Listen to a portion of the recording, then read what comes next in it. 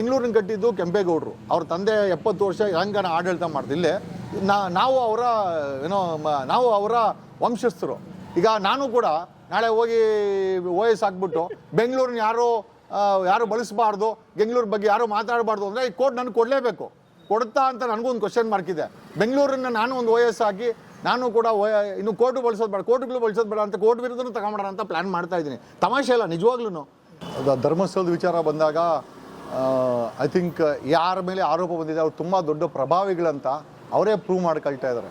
ಒಂದು ಸತಿ ಅರೆಸ್ಟ್ ಆಯಿತು ಅಂತಂದರೆ ಬೇಲ್ ಅನ್ನೋದು ತುಂಬ ಕಷ್ಟ ಆಗುತ್ತೆ. ಈಗ ನೋಡಿ ನಾವು ತುಂಬ ದೊಡ್ಡ ಮಟ್ಟದಲ್ಲಿ ಬೆಳೆದಿರ್ಬಿಟ್ಟು ಆರೋಪ ಬಂದ್ಬಿಟ್ಟು ಅಂತಂದರೆ ಬೇಲ್ ಅಷ್ಟೇ ಕಷ್ಟ ಆಗುತ್ತೆ. ಮುಂದಿನ ದಿನಗಳಲ್ಲಿ ಅಕಸ್ಮಾತ್ ಯಾರು ಇದನ್ನೆಲ್ಲ ಮಾಡ್ತಾಯಿದ್ರೆ ಅವ್ರೇನಾದರೂ ಅರೆಸ್ಟ್ ಆಯಿತು ಅಂತಂದರೆ ಮುಂದಿನ ದಿನಗಳಲ್ಲಿ ಅವರಿಗೆ ತುಂಬ ಕಷ್ಟ ಆಗುತ್ತೆ. ಬೇಲ್ ವಿಚಾರದಲ್ಲಿ ಆಗಿರ್ಬೋದು ಅಥವಾ ಕೇಸಲ್ಲಿ ರಿಲೀಫ್ ಆಗಿರ್ಬೋದು, ತುಂಬ ಕಷ್ಟ ಆಗುತ್ತೆ. ಈಗ ನೋಟಿಸನ್ನು ಮಾಧ್ಯಮಕ್ಕೆ ಒಂದಲ್ಲ 338 ವ್ಯಕ್ತಿಗಳು, ಸಂಸ್ಥೆಗಳಿಗೆ, ನ್ಯೂಸ್ ಚಾನಲ್ಗಳಿಗೆ ನೋಟಿಸನ್ನು ಕೊಟ್ಟಿದ್ದಾರೆ. ಜೊತೆಯಲ್ಲಿ ಗಿಗ್ ಆರ್ಡ್ರನ್ನ ತೊಗೊಂಬಂದು 8,800 ಕಂಟೆಂಟ್ಗಳನ್ನು ವೆಬ್ಸೈಟಿಂದ ತೆಗಿಲಿಕ್ಕೆ ಹೈಕೋರ್ಟಿಂದ ಆದೇಶವನ್ನು ಪಡ್ಕೊಂಡಿದ್ದಾರೆ. ಈಗ ಆಮೇಲೆ ಏನಾಗ್ತಾ ಇದೆ, ಈಗ ನೋಡಿ 2019ರಲ್ಲಿ ತೇಜಸ್ವಿ ಸೂರ್ಯ ಹೈಕೋರ್ಟ್ಗೆ ಹೋಗಿ ಸ್ಟೇ ತೊಗೊಂಬರ್ತಾನೆ ಎಲ್ಲ ಮಾಧ್ಯಮಗಳ ವಿರುದ್ಧ. ಅದಾದಮೇಲೆ ಒಂದು 6 ಜನ ಐ ಥಿಂಕ್ ಡಾಕ್ಟರ್ ಸುಧಾಕರ್ ಹೋಗಿ ಸ್ಟೇ ತೊಗೊಂಬರ್ತಾರೆ. ಒಂದು 6 ಜನ ನಮ್ಮದು ಬ್ಲೂ ಫಿಲಮ್ ಇದೆ ಅಂತ ಕೆಲವು MLAಗಳು ಹೋಗಿ ಸ್ಟೇ ತೊಗೊಂಬರ್ತಾರೆ. ಆಮೇಲೆ ನಮ್ಮ ಬಸವರಾಜ ಬೊಮ್ಮಾಯಿ ಮಾಜಿ ಅವ್ರೋಗಿ ಸ್ಟೇ ತೊಗೊಂಬರ್ತಾರೆ. ಸರ್, ಇದು ಹೆಂಗಾಗ್ಬಿಟ್ಟಿದೆ ಅಂತಂದರೆ ಫ್ರೀಡಮ್ ಆಫ್ ಸ್ಪೀಚ್ ಅನ್ನೋದನ್ನು ಏನು ಸಂವಿಧಾನ ಕೊಟ್ಟಿದೆ ಅದಕ್ಕೆ ಬೆಲೆ ಇಲ್ದಿರೋ ರೀತಿ ನಾವು ಕೋರ್ಟ್ಗಳ ಮೇಲೆ ಯಾವುದು ನಾನು ಐ ಡೋಂಟ್ ಬ್ಲೇಮ್ ಕೋರ್ಟ್ಗಳಿಗೆ ಮಿಸ್ರೆಪ್ರೆಸೆಂಟೇಷನ್ ಕೊಡ್ತಾರೆ. ಸ್ವಾಮಿ ನಮ್ಮದು ತೇಜೋವಧೆ ಮಾಡ್ತಾವ್ರೆ, ನಮ್ಮ ಮೇಲೆ ಸುಳ್ಳು ವರದಿಗಳನ್ನು ಪ್ರಸಾರ ಮಾಡ್ತಾವ್ರೆ. ಆ್ಯಕ್ಚುಲಿ ಸ್ಟೇ ಕೊಡೋದು ಸುಳ್ಳು ವರದಿ ಪ್ರಸಾರ ಮಾಡಬೇಡಿ ಅಂತ ಬಿಟ್ಟರೆ ಸತ್ಯ ಮಾತಾಡೋದನ್ನು ತಪ್ಪಿಸೋಕ್ಕೆ ಯಾವ ಕೋರ್ಟ್ಗೂ ಪರವರ್ಸಿಲ್ಲ. Very clear. ಅವರೆಲ್ಲ ಹೇಳ್ತಾರಲ್ಲ ನಿಮ್ಮ ಮೇಲೆ ಸ್ಟೇ ತೊಗೊಂಬಂದು ಮಾತಾಡಬೇಡ ಅಂತ. ನಮ್ಮ ಮೇಲೆ ಸ್ಟೇ ತೊಗೊಂಬಂದಿದ್ರೆ ನಾವು ಅವ್ರ ಮೇಲೆ ಅಪಪ್ರಚಾರ ಮಾಡ್ತಾ ಇದ್ರೆ ಮಾತ್ರ ಅಪ್ಲಿಕಬಲ್ ಅದು. ನಾವು ಯಾರೋ ಅಪಪ್ರಚಾರ ಮಾಡ್ತಾಯಿಲ್ಲ, ಸತ್ಯ ಮಾತಾಡ್ತಾ ಇದ್ರೆ ಈ ಒಂದು ಸ್ಟೇ ನಮ್ಮ ಮೇಲೆ ಬೇಕಾದ್ರೆ ಆರ್ಡ್ರ್ ತೆಗೆದು ನೋಡಿ. ಅವ್ರು ಹೇಳಿರ್ತಾರೆ, ಸ್ವಾಮಿ ನಮ್ಮ ಮೇಲೆ ಅಪಪ್ರಚಾರ ಮಾಡ್ತಾಯಿದ್ದಾರೆ, ನಮ್ಮ ಮೇಲೆ ಸುಳ್ಳು ಸುದ್ದಿಗಳನ್ನು ಹಬ್ಬಿಸ್ತಾ ಇದ್ದಾರೆ, ನಮ್ಮ ಮೇಲೆ ಷಡ್ಯಂತ್ರ ನಡೀತಾ ಇದೆ. ಅವ್ರು ಹೇಳ್ತಾರೆ ಷಡ್ಯಂತ್ರ ಸುಳ್ಳು ಸುದ್ದಿ ಮಾಡ್ತಾ ಇದ್ರೆ ಇದ್ರ ಮೇಲೆ ನಾವು ಸ್ಟೇ ಕೊಟ್ಟಿದ್ದೀವಿ ಅಂತೇಳಿ. ಸುಳ್ಳು ಸುದ್ದಿ ಮೇಲೆ ಸ್ಟೇ ಹೊರತು ಸತ್ಯ ಹೇಳಲಿಕ್ಕೆ ಯಾರೂ ಸ್ಟೇ ಕೊಡೋಕ್ಕಾಗಲ್ಲ. ಅದು ನಮ್ಮ ದೇಶದ ಸಂವಿಧಾನದ ಆರ್ಟಿಕಲ್ 19ರ ಪ್ರಕಾರ ನಮಗೆ ಸಂವಿಧಾನಿಕವಾಗಿ ಕೊಟ್ಟಿರುವಂಥ ಹಕ್ಕು. ಇವನ್ ಕೋರ್ಟ್ ಕೂಡ ಅದನ್ನು ಕಿತ್ಕೊಳ್ಲಿಕ್ಕೆ ಆಗಲ್ಲ. ಬಟ್ ಇವರು ಕೋರ್ಟನ್ನು ಮಿಸ್ಲೀಡ್ ಮಾಡಿಕೊಂಡು ಈಗ ಈ ಒಂದು ಕೆಲಸಗಳನ್ನ ಮಾಡ್ತಾ ಇದ್ದಾರೆ. ಆಮೇಲೆ 8,800 ಕಂಟೆಂಟ್ ತೆಗೋಕ್ಕೆ ಗಿಗ್ ಆರ್ಡ್ರ್ ಅಂದರೆ ಒಂದು ಮಾಸಾಗ ಒಂದು ಆರ್ಡ್ರು. ನಮ್ಗೇನು ಅನ್ಸುತ್ತೆ, ಅಪೋಸಿಟ್ ಪಾರ್ಟಿನ ಹಿಯರ್ ಮಾಡಿದಿರಾ ಈ ರೀತಿ ಆದೇಶಗಳನ್ನು ಕೊಡಬೇಕಾದ್ರೆ ಈಗ ನಾವು ನಾಳೆ ದಿವಸ ಹೋಗಿ ಕಂಟೆಂಟ್ಗಳು ತೆಗೀರಿ ಅಂತ ಹೇಳೋದಂತ ನಾವು ಹಾಕ್ರೆ ನಮ್ಮದು ಕೊಡ್ತಾರ. ಈ ಥರ ಕೋರ್ಟ್ಗಳು ಮಾಡೋದ್ರಿಂದ ಎಲ್ಲೋ ಒಂದು ಕಡೆ ಐ ಥಿಂಕ್ ಮಾಧ್ಯಮಗಳ ಮೇಲೆ ಐ ಥಿಂಕ್ ಅವರ ಬಾಯಿಗಳನ್ನು ಕೈಗಳನ್ನು ಒಲ್ದಂಗೆ ಇದು ಸೂಜಿ ಥರ ತಗೊಂಡು ಮಾತಾಡ್ಬಿಡಿ ಅವ್ರ ಬಗ್ಗೆ ಅಂತ. ಅಂದರೆ ಪವರ್ಫುಲ್ ಇರೋ ವ್ಯಕ್ತಿಗಳು ಯಾರ ಕೈಯಲ್ಲಿ ಕೋರ್ಟ್ಗೆ ಹೋಗಿ ಕ್ಷೇತ್ರಕ್ಕೆ ಅವ್ರುಗಳಿಗೆ ಈ ಆರ್ಡರ್ ಸಿಕ್ಬಿಟ್ಟ ಅಂತಂದರೆ ಇನ್ನು ಮಿಕ್ಕಿದ ಅನಾಮಧೇಯ ವ್ಯಕ್ತಿಗಳನ್ನ ಮಾಧ್ಯಮದಲ್ಲಿ ತೋರಿಸ್ತಾರೆ, ಅವ್ರಿಗೆ ಆ ಕೋರ್ಟ್ಗೆ ಹೋಗೋಕ್ಕಲ್ಲ ಅಂತಂದರೆ ಎಲ್ಲ ಒಂದು ಕಡೆ ಸಂವಿಧಾನಿಕವಾಗಿ ಅಪಚಾರಗಳಾಗ್ತಾ ಇದೆಯಾ. ದುಡ್ಡಿರೋನು ಪವರ್ಫುಲ್ ಇರೋನು ಹೋಗ್ಬಿಟ್ಟು ಆರ್ಡ್ರಲ್ಲಿ ತಗೊಂಬರ್ತಾನೆ, ಏನು ಇಲ್ದರು ಈ ಥರ ಇರ್ತಾರೆ ಅನ್ನೋದು ಎಲ್ಲೋ ಒಂದು ಕಡೆ ಒಂದು ರಾಂಗ್ ಮೆಸೇಜ್ ಹೋಗ್ತಾ ಇದೆ.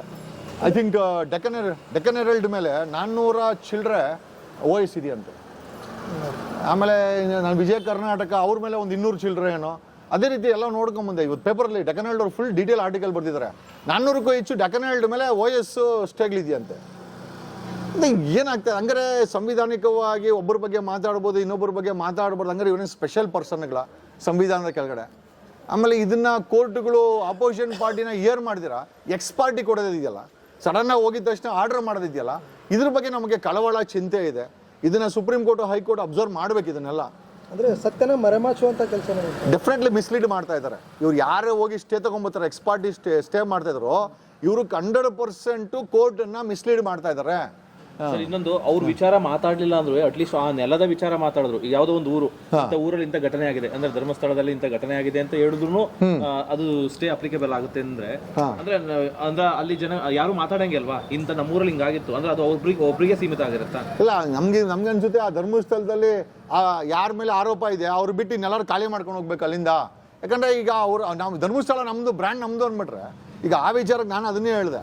ಬೆಂಗಳೂರಿನ ಕಟ್ಟಿದ್ದು ಕೆಂಪೇಗೌಡರು. ಅವ್ರ ತಂದೆ 70 ವರ್ಷ ತೆಲಂಗಾಣ ಆಡಳಿತ ಮಾಡ್ದು. ಇಲ್ಲೇ ನಾವು ಅವರ ವಂಶಸ್ಥರು.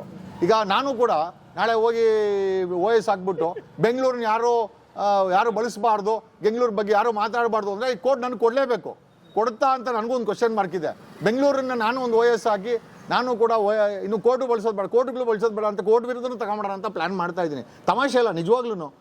ಈ ರೀತಿ ಕೋರ್ಟ್ಗಳನ್ನು ಮಿಸ್ಲೀಡ್ ಮಾಡಿಕೊಂಡು ಕೋರ್ಟಿನ ಕಾನೂನುಗಳನ್ನು ಕೆಲವರು I think by way of taking injunction ಇದೆಯಲ್ಲ ಸರ್, ಎಲ್ಲೋ ಒಂದು ಕಡೆ ಸಂವಿಧಾನದ ವಾಕ್ ಸ್ವಾತಂತ್ರ್ಯಕ್ಕೆ ಅಪಚಾರ ಮಾಡ್ದಂಗೆ. ಈಗ ನೀವು ಮಾತಾಡಲೇ ಇಲ್ಲ ಅಂತಂದರೆ, ತಪ್ಪಿನ ಮಾತಾಡಲೇ ಇಲ್ಲ ಅಂತಂದರೆ ಅದು ಹೆಂಗೆ ಆಚೆ ಬರ್ತದೆ?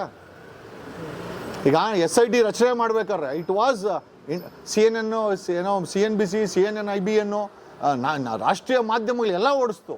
ದರ್ ಇಸ್ ಎ ಪ್ಲೇಸ್ ಕಾಲ್ ಕರ್ನಾಟಕ ಅಂತ ಇಂಗ್ಲೀಷ್ ಮಾಧ್ಯಮಗಳು ಎಲ್ಲ ಓಡಿಸ್ತು. ಮತ್ತು I think republic TV ಓಡಿಸ್ತು, Aaj Tak ಓಡಿಸಿದ್ರು, ಎಲ್ಲ ಮಾಧ್ಯಮಗಳು ಓಡಿಸ್ತು. ಈಗ ಅವ್ರಿಗೆಲ್ಲರಿಗೂ ನೀವು ಯಾಕೆ ಮತ್ತೆ ರಾಷ್ಟ್ರೀಯ ಮಾಧ್ಯಮಗಳ ಮೇಲೆ ಯಾಕೆ ತರಲಿಲ್ಲ ಅವರು? ಮೀಟ್ರ್ ಇಲ್ವಾ? ಅಲ್ಲ, ರಾಷ್ಟ್ರೀಯ ಮಾಧ್ಯಮಗಳ ಮೇಲೆ CNN, IBN ಯಾರನ್ನೂ ಪಾರ್ಟಿ ಮಾಡಿಲ್ಲ ಅವರು. ಎಲ್ಲ ಅಂದರೆ ಒಂದು ಪರ್ಟಿಕ್ಯುಲರ್ ಕನ್ನಡ ಮಾಧ್ಯಮಗಳನ್ನ ಇಲ್ಲಿ ಮಾತಾಡೋರನ್ನ ಬೈಕಟ್ ಹಾಕೋದು, ಅಂತಾರಾಷ್ಟ್ರೀಯ ಮಾಧ್ಯಮಗಳನ್ನ ರಾಷ್ಟ್ರೀಯ ಮಾಧ್ಯಮಗಳನ್ನ ಟಚ್ ಮಾಡಿರೋದು. ಇಲ್ಲಿ ಡಿಸ್ಕ್ರಿಪ್ಷನ್ ನೀವೇ ನೋಡ್ಬೋದು. ಯಾವ ರಾಷ್ಟ್ರೀಯ ಮಾಧ್ಯಮಕ್ಕೂ ಕೂಡ ಇವ್ರು ಪಾರ್ಟಿ ಮಾಡಿಲ್ಲ. ಎಸ್ಪೆಷಲಿ ಯೂಟ್ಯೂಬ್ ಚಾನೆಲ್ಗಳು ಅಷ್ಟೇ.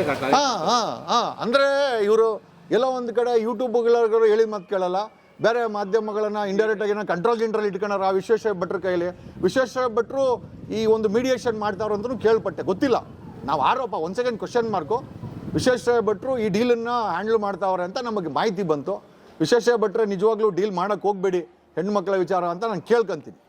Okay sir, last time power TV ಅವ್ರಿಗೂ ಒಂದು ಮಾತನ್ನು ಹೇಳ್ತೀರಿ ನೀವು, ನಿಮ್ಗೆ ಏನಾದ್ರು ಆಗಿದೆಯಾ ಸಮಥಿಂಗ್ ಅಂತ ಹೇಳ್ಬಿಟ್ಟು? ಸರ್ ಏನಲ್ಲ ಸರ್, ಈಗ ಆರೋಪ ಇದೆ ಸರ್, ರಾಕೇಶ್ ಶೆಟ್ಟಿ ಮೇಲೆ ಆರೋಪ ಇದೆ, ಬ್ರೀಫ್ ಕೇಸ್ ಇಸ್ಕೊಂಬಂದ್ರು ಅಂತ. ನಾನು ನೇರವಾಗಿ ಹೇಳ್ತೇನೆ, ಏನು ಸಮಸ್ಯೆ ಇಲ್ಲ. ಒಂದು ಸೆಕೆಂಡ್ ಕ್ವಶನ್ ಮಾರ್ಕು. ಈಗ ಜನ ಹೇಳ್ತಾರದು ನಾವು ಕ್ವಶನ್ ಮಾರ್ಕ್ ಹೇಳ್ತೀವಿ, ಅವರೇ ಒಂದು ಹಾಕ್ತಾರೆ ಈ ರೀತಿ ಜಗದೀಶ್ಗೆ ಪೇಮೆಂಟ್ ಆಗಿದೆಯಾ ಬ್ರೀಫ್ ಕೇಸ್ ಅಂತ ಕ್ವಶನ್ ಮಾರ್ಕ್ ಹಾಕಂತಾರೆ. ನಂಗೆ ಡಿಫಾರ್ಮೇಷನ್ ಹಾಕೋಕ್ಕಾಗಲ್ಲ. ಈಗ ರಾಕಿ ಮೇಲೇನು ಅದನ್ನೇ ಪವರ್ ರಾಕಿ ಮೇಲೆ ಕ್ವಶನ್ ಮಾರ್ಕು ಏನು ಅಲ್ಲ. ಈಗ ನಮಗೆ ಗೊತ್ತಿರೋ ವಿಚಾರ ನೋಡಿ, ನೆನ್ನೆ ನಾನು ಮಾತಾಡಬಾರ್ದು ಬಟ್ ಸ್ಟಿಲ್ ಮಾತಾಡ್ತೀನಿ. ನೆನ್ನೆ ವಿಶ್ವೇಶ್ವರ ಭಟ್ರು ಒಂದು ಬುಕ್ ಓಪನಿಂಗ್ ಮಾಡ್ತಾರೆ. ಅಲ್ಲಿ ರಿಪಬ್ಲಿಕ್ TVಯ editor in chief Shobha madam ಅವ್ರು ಬರ್ತಾರೆ. ಅವರು ಆಡಿ ಹೊಗಳ್ತಾರೆ. ಯಾರ ಮೇಲೆ ಆರೋಪ ಇದೆಯೋ ಆ ವ್ಯಕ್ತಿನ ಆಡಳಿತಾರೆ, ಅಲ್ಲಿ ದೇವ್ರ ರೀತಿ ಅಲ್ಲಿ ಪ್ರೊಜೆಕ್ಟ್ ಮಾಡೋಕ್ಕೆ ಟ್ರೈ ಮಾಡ್ತಾರೆ. ಆಮೇಲೆ ಈ ಬುಕ್ಕು ಕಾರ್ಯಕ್ರಮವನ್ನು ಒಂದು ಪಬ್ಲಿಸಿಟಿ ಸ್ಟೇಜ್ ಆಗಿ ಅಲ್ಲಿ ಕೆಲವರು ಬಳಸ್ಕೊಳ್ತಾರೆ. ಅಲ್ಲಿ ತೇಜಸ್ವಿ ಸೂರ್ಯ ಇರ್ತಾನೆ, ನಮ್ಮ ಬೆಳ್ಳಿ ಬೊಮ್ಮ ಇರ್ತಾರೆ, ಎಲ್ಲರೂ ಇರ್ತಾರೆ. ಈ ಥರ ಆಗಿಬಿಟ್ರೆ ಈಗ ನಮ್ಮ ಪ್ರಶ್ನೆ ಕೇಳೋದೇನಂತ, ವಿಶ್ವೇಶ್ವರ ಭಟ್ರಿಗೆ ನೈತಿಕವಾಗಿ ನಿಮ್ಮ ಮೇಲೆ ಏನೂ ಜವಾಬ್ದಾರಿ ಇಲ್ವಾ? ಎಲ್ಲವೂ ಬಿಸ್ನೆಸ್ಸೇನಾ? ಬರಿಗೈಯಲ್ಲಿ ಉತ್ತರ ಕನ್ನಡದಿಂದ ಬಂದಂಥ ಒಬ್ಬ ಜರ್ನಲಿಸ್ಟು ಈ ಮಟ್ಟಕ್ಕೆ ಹೈಫೈ ಲೆವೆಲ್ಲು ಎಲ್ಲ, ಇದು ಇಟಲಿದಂತೆ, ಇದು ಜನಿವಾದಂತೆ, ಗ್ಲೌಸು, ಕರ್ಚೀಫ್ ಎಲ್ಲ ಇಂಪೋರ್ಟೆಡ್ ಅವ್ರು ಹಾಕೋದು. ನಮ್ಮ ಪ್ರಶ್ನೆ ಏನಪ್ಪ ಅಂದರೆ, ಆರ್ಥಿಕವಾಗಿ ಒಬ್ಬ ಜರ್ನಲಿಸ್ಟು ಇಂಥ ಲೀಲಾಜಾಲವಾದಂಥ ಜೀವನನ ನಡೆಸ್ಬೋದಾ? ಒಂದು. ಆಮೇಲೆ 75 ವರ್ಷ ಪ್ರಜಾವಾಣಿ, ಸಂಯುಕ್ತ ಕರ್ನಾಟಕ 120 ವರ್ಷ. ಇವರೆಲ್ಲ ಮಾಡ್ದಿರೋದನ್ನು 2016ರಲ್ಲಿ ಹುಟ್ಟಿರುವಂಥ ವಿಶ್ವವಾಣಿ ಮಾಡೋಕ್ಕೆ ಹೊರಟಿದೆ. ನಮ್ಮ ಪ್ರಶ್ನೆ ಏನಪ್ಪ ಅಂದರೆ, 120 ವರ್ಷ ಮಾಡಿದಿರೋ ಸಂಯುಕ್ತ ಕರ್ನಾಟಕ, 75 ವರ್ಷ ಮಾಡಿದಿರೋ ಪ್ರಜಾವಾಣಿಯ ಕ್ರೆಡಿಬಿಲಿಟಿ ಈ ವ್ಯಕ್ತಿ ತಗೊಂಡು ಸಮ್ವೇರ್ ಈಸ್ ಆ್ಯಕ್ಟಿಂಗ್ ಲೆಕ್ಕೆ ಎಲ್ಲೋ ಒಂದು ಕಡೆ ಮಾಧ್ಯಮದ ಮಧ್ಯಸ್ಥಿಕೆಗಳನ್ನು ವಹಿಸ್ತಾ ಇದ್ದಾರೆ ಇವರು. ಇಷ್ಟು ಹಣ ಎಲ್ಲಿಂದ ಮಾಡೋಕ್ಕೆ ಸಾಧ್ಯ ಆಗುತ್ತೆ? ಒಬ್ಬ ಜರ್ನಲಿಸ್ಟ್ಗೆ ರಾಜೇಶ್ವರ ನಗರದಲ್ಲಿ DK ಶಿವಕುಮಾರ್ ಮನೆಯೂ ಇಲ್ಲ, ಅಷ್ಟು ಚೆನ್ನಾಗಿದೆ ಮನೆ ಅವ್ರದ್ದು. ಆಮೇಲೆ ಆ ಥರ ಪ್ರಾಪರ್ಟಿ ಬೇಜಾನಿದೆ ಅಂತಾರೆ, ಏನಂತ ಗೊತ್ತಿಲ್ಲ. ಒಬ್ಬ ವ್ಯಕ್ತಿ 100 ದೇಶ ಸುತ್ತಕೊಂಡು 97 ಬುಕ್ ಬರ್ಕೊಂಡು ನಿಜವಾಗ್ಲೂ ಜರ್ನಲಿಸಮ್ ಮಾಡೋರ ಅಥವಾ ಸುತ್ತಕ್ಕೆ ದುಡ್ಡು ಯಾರು ಕೊಡ್ತಾ ಇದ್ದಾರೆ? ಈ ಮನೆ ಕಟ್ಟಕ್ಕೆ ದುಡ್ಡು ಯಾರು ಕೊಟ್ಟವ್ರೆ? ಇವ್ರ ಐಷಾರಾಮಿ ಜೀವನಕ್ಕೆ ಯಾರು ಕೊಡ್ತಾ ಇದ್ದಾರೆ? ಇದೆಲ್ಲ ಪ್ರಶ್ನೆಗಳು ನಮ್ಮಲ್ಲಿ ಹುಟ್ಟಿದೆ. ನಾವು ಕೂಡ ತನಿಖೆ ಮಾಡ್ತಾ ಇದ್ದೀವಿ, ನಮಗೇನು ಅವ್ರ ಮೇಲೆ ಬೇಜಾರಿಲ್ಲ. But we will bring a truth out. Vishweshwar ಭಟ್ರೇನಾದರೂ ದಾರಿ ತಪ್ಪಿದರೆ ಅವರ ಹಾದಿನಲ್ಲಿ ಖಂಡಿತವಾಗಿ ಡಿರೈಲನ್ನು ಜನಗಳ ಮುಂದೆ ತಂದಿಡ್ತೀವಿ ನಾವು. ಅವ್ರು ನಮ್ಮ ಕಣ್ಣಲ್ಲಂತೂ ಇದ್ದಾರೆ.